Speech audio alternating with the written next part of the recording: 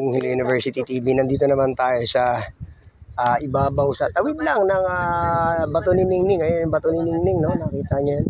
Pero kami ngayon, nandito kami ngayon sa pinagshootingan naman ni Lorna Tolentino, no? So dito naman inano yung kay Lorna Tolentino. Sa susunod na buwan, magsushooting ulit sila dito, guys, no?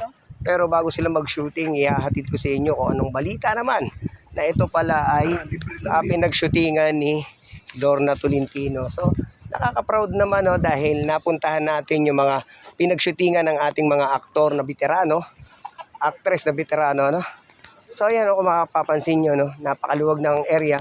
Ayun, may bato rin siya dito na si Ningning. Kapatid na batong si Noynoy, no? Ningning, batong Noynoy. So, nandito tayo.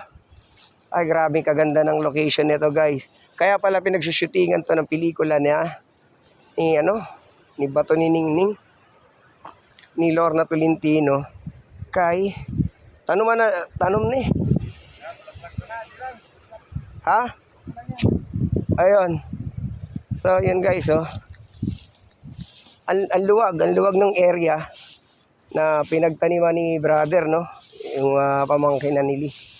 So, tingnan nyo naman, guys. Grabing gandang location. Sa susunod, dadalawin ulit si brother nila Lorna dito. Babalik ulit sila. So, ibig sabihin, nagandahan sila sa view. No? Yan ang sinasabi kong view na talagang sulit na mapuntahan talaga ng mga kababayan nating Pilipino. No? Na hindi makapunta, kami na ang maghahatid sa inyo ng balita na kung saan naganap ito dito sa Palawan, guys. Tingnan nyo naman yung ng sabog ng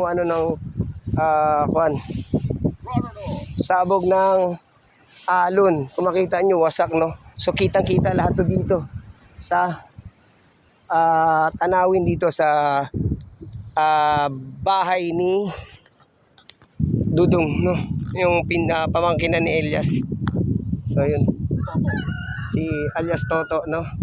Ito binibenta ito kung mayroong magka-interest, tawagan niya ako na binibenta ito. Promise. Itong area na to. Mahigit 2 hektarya ito na binibenta. So dapat mapansin nyo, ang ganda ng area, ang ganda ng tanawin. Sulit ka na dito, guys, pag dito ka nakatira or nabili mo itong area na to. Yan. Sarap po, tingnan nyo. May swimming pool, may dagat, beach, no? May palayan, may karagatan. Meron tayong mapipili kung anong source of income mo magugustuhan mo rito. So, tinan nyo, tinataniman lang ng pamangkin nila. O, di ba? So, dahil dyan, napapaganda yung area, no? Na papansin natin na gumaganda ang kabundukang ito nang dahil sa mga rock formation, isla, mga beaches, no? So, yan, guys. Samahan nyo naman ako, pupunta tayo sa kabilang isla. So yan lang, mga Kaangilon University TV. Shoutout sa inyong lahat dyan. Please support my channel. Thank you.